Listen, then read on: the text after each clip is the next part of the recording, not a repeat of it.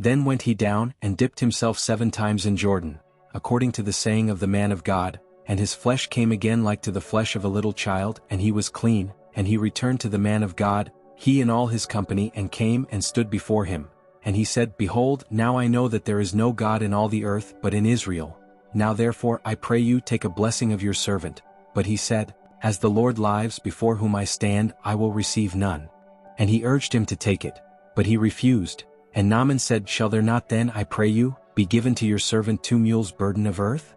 For your servant will henceforth offer neither burnt offering nor sacrifice to other gods, but to the Lord that I end this thing. The Lord pardon your servant, that when my master goes into the house of Rimmon to worship there, and he leans on my hand, and I bow myself in the house of Rimmon, when I bow down myself in the house of Rimmon, the Lord pardon your servant in this thing. And he said to him, Go in peace.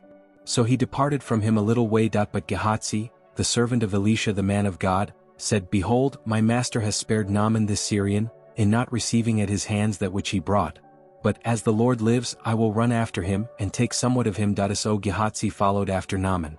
And when Naaman saw him running after him, he lighted down from the chariot to appropriate him, and said, Is all well? And he said, All is well. My master has sent me, saying, Behold, even now there be come to me from Mount Ephraim 2 young men of the sons of the prophets. Give them, I pray you, a talent of silver, and 2 changes of garments. And Naaman said, Be content, take 2 talents. And he urged him, and bound 2 talents of silver in 2 bags, with 2 changes of garments, and laid them upon 2 of his servants, and they bare them before him. And when he came to the tower, he took them from their hand and bestowed them in the house. And he hindered the men go, and they departed, but he went in and stood before his master. And Elisha said to him, From where come you, Gehazi?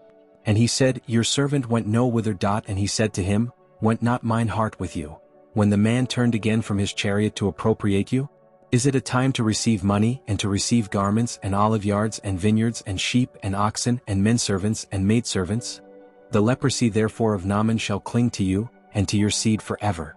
And he went out from his presence a leper as white as snow.